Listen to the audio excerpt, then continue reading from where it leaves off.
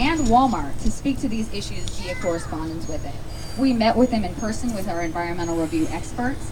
Walmart, I know, sat down with them and had their opinions on such. But the great thing is that DTSC agreed with the PACE and also agreed with the California Department of Public Health and stated that they want Walmart to enter into what they call a voluntary cleanup agreement to test and report on dioxins and furans. Now, I don't know if you guys know a lot about dioxins and furans, but this is gnarly stuff. This is not stuff you want kicked into the air. And everybody knows that a development the size that is going to go in over here is going to require an immense amount of work, digging into the ground. You have 2 waterways that are moving through this property, and thus all we're asking for them to do is test. That's really it. Right now, we're not saying you have to do anything other than just comply with all. We are all in agreement that a PACE, California Department of Public Health, the Department of Toxic Substances Control, our expert from EPA, that there is testing that needs to happen at this site.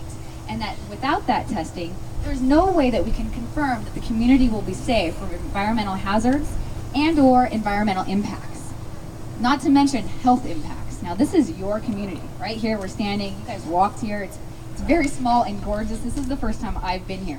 I'm almost actually flabbergasted that they'd want to throw an obese Walmart over there in this gorgeous community full of lush green. But that being said, in the event that that actually happens, we want to make sure if you're going to put one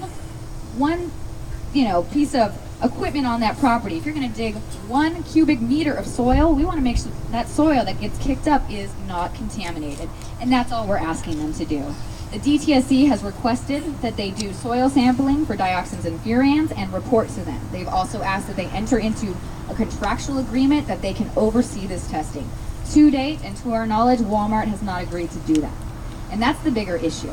Right now, they are unwilling, not only unwilling to not develop here, but they're unwilling to certify that the dirt that they're going to be moving does not have something that is going to harm your children or people who are advancing in years. I mean, there are significant impacts from these contaminants, and they are not addressing those.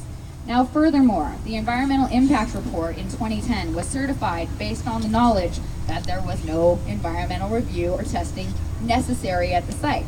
We now know that's wrong. Both CDPH and DTSC have said that is wrong. So, the EIR is certified on information that is false. Thus, you can also ask your supervisor to supplement the EIR, to ask Walmart to at least test and let us know of the potential impacts. Now, if there aren't any, if they test and they can't find anything, great for them. I think it's highly unlikely, but great for them. The fact that they're unwilling to even test for dioxins and furans raises flags. And I think that there's a reason that it was hidden how many activities on the lumber site were inadequately addressed. We now know that I've seen aerial photographs with dark black smoke going over the entire property, going back until I saw a photograph from the 50s, 60s, 70s, and you can see it getting darker and darker. We heard testimony from former employees saying that they used excessive amounts of glues, excessive amounts of mold-killing preservatives that wasn't dipped in a way that we would do it now, but just poured on, just thrown on, and all the runoff goes onto the soil. That the hydraulic equipment that was coming in and fluids that were used in the trucks that were bringing in logs was all over the place. That the repair of these trucks was done on site, and that likely they were leaking the entire time they were traversing the property. There are significant reasons that we need to demand that the EIR only be supplemented, and that Walmart actually comply with the DTSC's request that they test. I mean, it is such a simple request.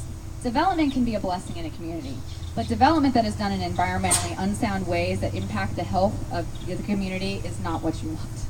So I'm so thankful for you guys to be here. I mean, it takes a brave community to stand up against a giant multinational, multi-country, I guess they have the top 4 richest people in the top 10, so they're doing pretty good. They have enough money to test for you. And so I think that just by standing up here and demanding that they protect you and protect your kids and protect the generations that come thereafter and protect this gorgeous community is exactly where you should be right now. You couldn't possibly be in a better location on a Saturday morning. This is where you live, and this is your right to demand that they comply with the state of California's request that they test for contaminants that have never been tested for in that soil. Now, a lot of this was based on what Walmart is calling their no further action letter that was issued by DTSC.